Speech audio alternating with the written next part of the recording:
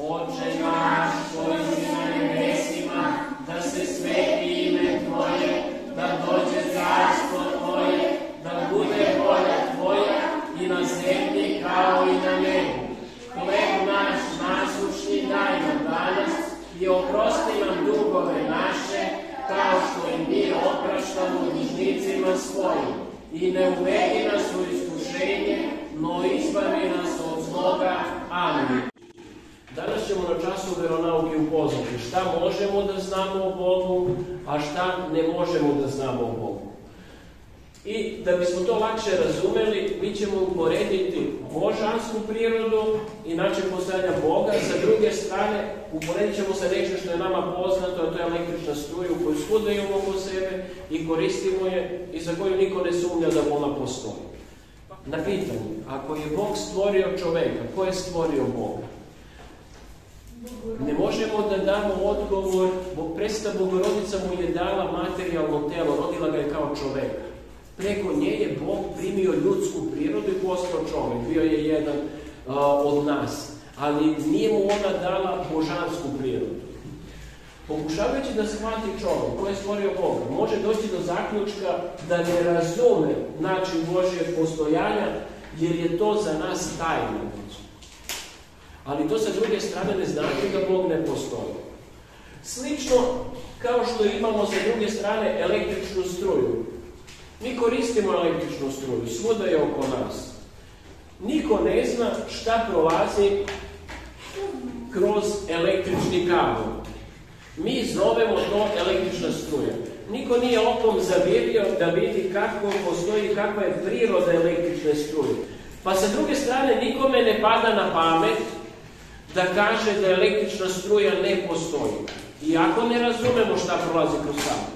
Shvativši da postoji zvuk, da postoji toplota, ritme, da postoji svetlost, sijalice, mi shvatamo da električna struja postoji.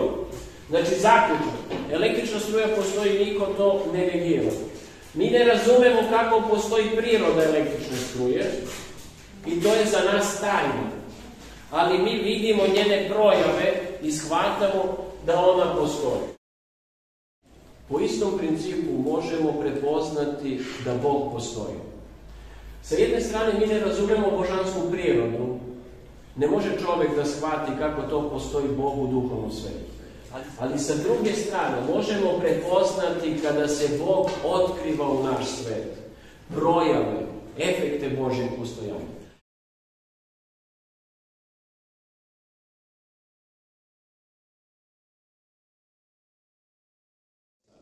Sada ćemo redom pogledati efekte i prepoznati da postoji Bog i duhovni svet. Ne razumemo dakle kako postoji, ali prepoznat ćemo da postoji.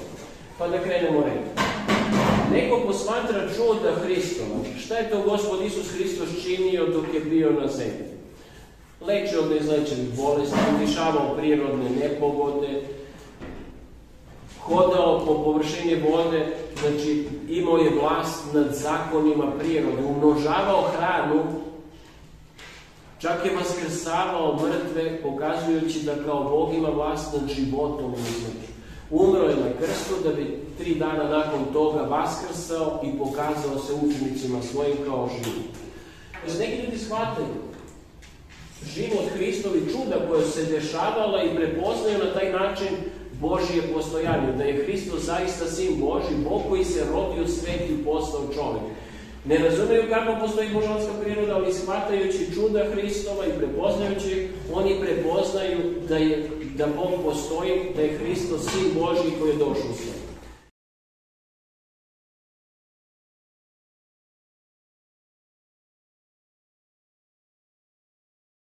Drugi ljudi, sumnjičavi prema čudima Hristovim, počinju da ispituju kako su to živeli prvi učenici Hristovi, to je sveti apostoli.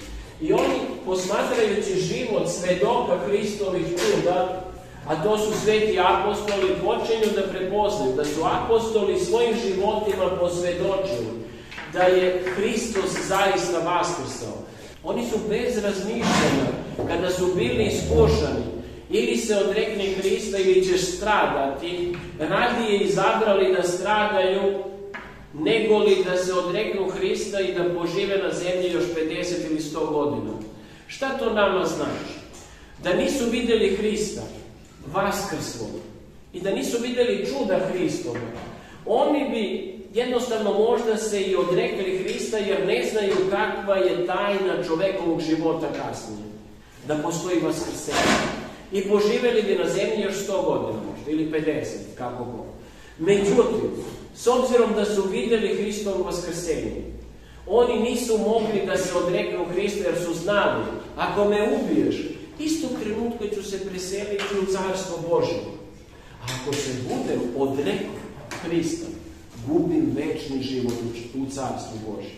Tako da su sveti apostoli jedan za drugim radije izabrali da stradaju, nisu učutali i prenijeli su vest o vaskrsenju Hristovom drugim ljudima.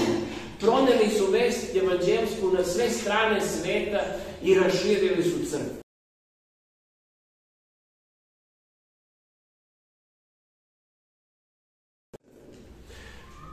Neko kaže to je odavno bilo, pa onda počinje da gleda kako su živjeli ljudi u crkvi nakon toga. Da li je postojalo čuda i svetitelja? I zaista, i dan danas imamo mnogih svetitelja koji čine velika čuda i u našem gradu, i u našem narodu, i u drugim narodima, koji svedoče samim svojim životima i čudima koja se dešavaju, da je Hristos zaista Bog, jer su verovali u njega, verovali su u propovest Hristovu, pratili su Hristov život, svojim životom su podržavali njegov život i trudili se da stupe u zajednicu sa Bogom, kako je to Hristos već blagoslovio. I sa druge strane, nakon svojih zemaljskih života, iako su se upokojili, nastavljaju da postoji da čine čuda. Djeco, sama pojava svetitelja i čuda svetitelja koja se dešavaju svedoče da Bog postoji, jer svetitelj je običan čovek kao i svako od nas. Samo je za razliku od drugih ljudi malo više posvetio sebe Bogu, više se trudio kroz crkvu da stupi u zajednicu sa Bogom i Bog je video njegov trud i projavio ga je kao dobar primer drugim ljudima. Da i mi, gledajući svetog Savu, svetog Vasilija Ostroškog, svetu Petku, presvetu Bogorodicu, da imamo pravac kako treba da živimo, da bismo i mi došli u zajednicu sa Bogom, da bi došlo i do našeg oboženja po blagodati. Jer je Bog stvorio čoveka za večni život i za oboženje čoveka po daru Božjem. To mi u crkvi zovemo po blagodati. Zato i svetitelji vekovima nakon zemaljskog života postoje i dalje, primili su dar od Boga i postojaće večno dok je Boga, a Bog večno živi i oni će večno živjeti u zajednicu sa njim. A mi na zemlji smo također pozvani da prateći taj život svetitelja i prepoznajući Boga, da se potrudimo i mi da stupimo u zajednicu sa njim, da bi do našeg oboženja došlo. Jer Carstvo Božje nije ekskluzivno pravo pojedinih ljudi. Svi smo prizvani na njega da uđemo i da ostvarimo zajednicu sa Bogom.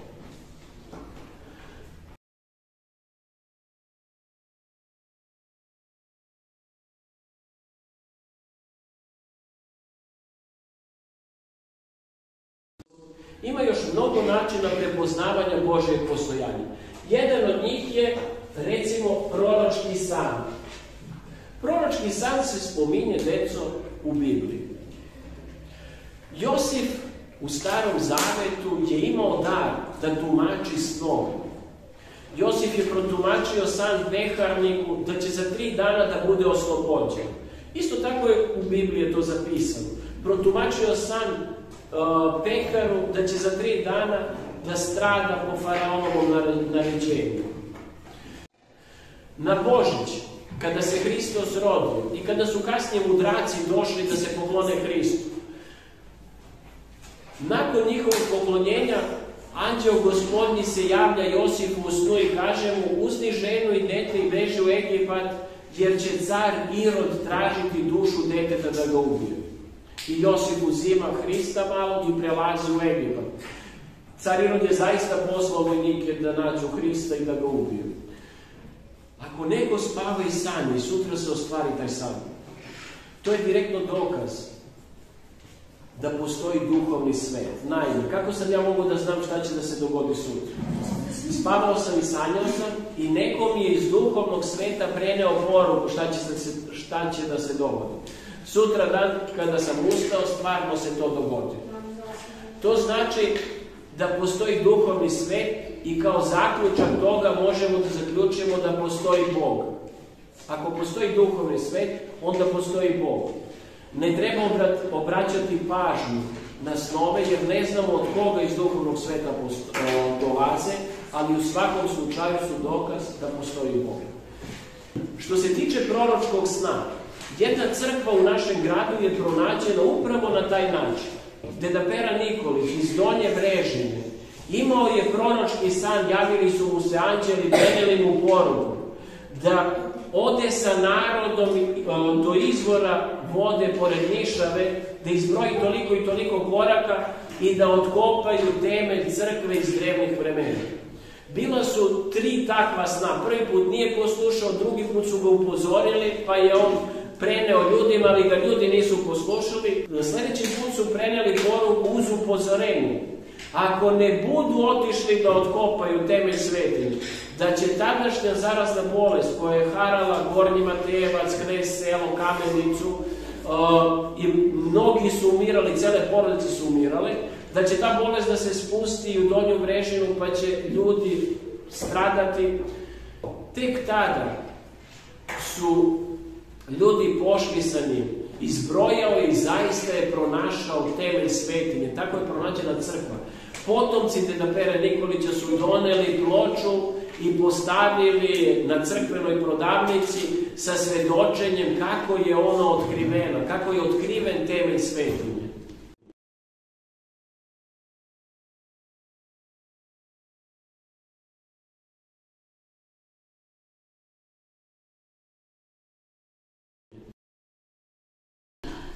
Drugi ljudi prepoznaju nemoguću slučajnost kada Bog deluje u našem svetu, ili svetitelji, ili anđeli Božji, kada se projavljuju.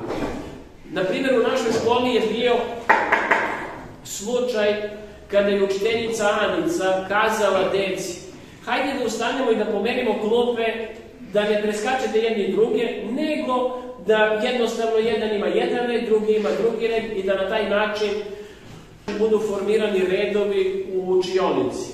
Deca su ustala, pomerila su klupe i samo što su sela, neko je od spolja polomio slučajno staklo i staklo je u velikim komadima palo na mesto gde su godinama pre toga sedela deca. Kako da se prepozna to čudo, nemoguća slučajnost? Obično se dogodi to upozorenje ili taj događaj nekih 10-ak sekundi do minut i po pre događaja. Da čovek sa jedne strane stane i razmisli: čekaj, recimo u ovom slučaju učiteljica Anica, godinama su klupe bile do prozora, zašto sam baš sada pomerila klupe? Prosto zaključak. Tražeći smisao, ona je prepoznala Božje postojanje. To je čovek, tražeći smisao, čovek može prepoznati Boga, da Bog postoji. Radi se o tome da je učiteljica shvatila. Smisao mog pomeranja klupe je bio jedino taj da se sačuvaju deca. Da ne bude neko dete teško povređeno ili da ne strada neko. To je smisao zbog koga su klupe pomerene. I neko tražeći smisao u događajima prepoznaje Božje postojanje. Ovaj događaj je iz naše škole. Kada su padale kasetne bombe na bulevaru Nemanjići u Duvaništu, gledao sam lično reportažu. Jedna baka je preživjela. Šta je ona radila? Ona nije bila napolje, ona je bila kod kuće. Kuhinja je bila tako postavljena, malo je uža, mali hodničić tu ima i odlazak u druge sobe. U stvari, tamo su bile druge sobe. Tu je pored sa leve strane prozor i odmah na metar i po od nje nalazi se krov susedne kuće. Ona je žena pričala svoju priču. Bila sam celo vreme prepodne na tom mestu, radila sam, pravila sam ručak. Samo sam nešto otišla da uzmem iz kuhinje kada se čuo tresak, eksplozija, lomljenje stakla. Vratila sam se i imala sam šta da vidim. Bomba je pogodila krov susedne kuće, eksplodirala je na metar i po dva od njene kuće. Gelevi, ono što ubija kod bombe, uleteli su, polomili su staklo, izrešetali su celu njenu prostoriju. I ona žena je stala i razmišljala. Ja sam ceo dan spremala ručak, tu sat sam provodila. Samo sam tih 10 sekundi bila sklonjena sa tog mesta, pošla sam nešto da uzmem, da bi se desilo, da bi se dogodilo u tom trenutku eksplozija. Razmišljajući o smislu, zašto sam se baš u tom trenutku pomerila, kada sam mogla da poginem? Zašto sam baš u tom trenutku rekla deci da se pomere, da prave red još jedno, recimo učiteljica Anica? Razmišljajući o smislu, zašto? Oni su mogli samo da zaključe sledeće. Učiteljica Anica da je smisao bio da se sačuvaju deca, a baka koja je spremala ručak, da je jedini smisao njenog sklanjanja u tom trenutku da preživi. Takvih slučajeva imate mnogo u životu već. Bog ne vrši nasilje nad čovekom. Da se pojavio anđel, da je rekao, pomeri se, sad će da eksplodira bomba, ona bi se pomerila. Ali više nikada ne bi mogla slobodnom voljom da zavoli Boga. Bila bi u strahu i tu bi bio kraj njene slobode.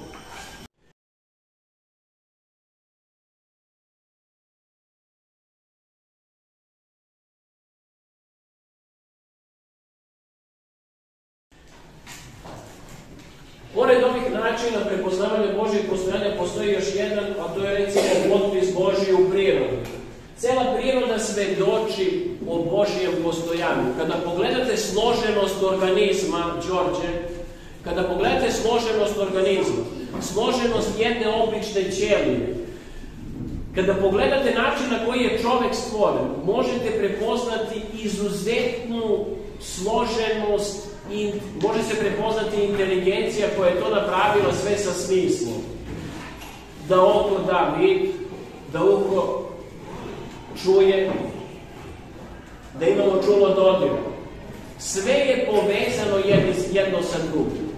Kada bi pogledali čudo rađanja, gde se od jedne mamine ćelije i jedne tatine ćelije, gde Bog blagoslovi, začinje život i dolazi do umnožavanja te ćelije, ali ne nepravilnog umnožavanja, nego po tačnom programu umnožavanja ćelije, gde se jedan deo ćelija pretvara u kičmu, jedan u mozak, jedan u, recimo, srce, jedan deo ćelija u organe, neke ćelije umiru pa se odvajaju ruke, odvajaju se noge, prsti, po programu se razvija biće u organizmu da bi 9 meseca kasnije žena otišla u porodilište i porodila se i donela na svet formiranog malog čoveka, bebu.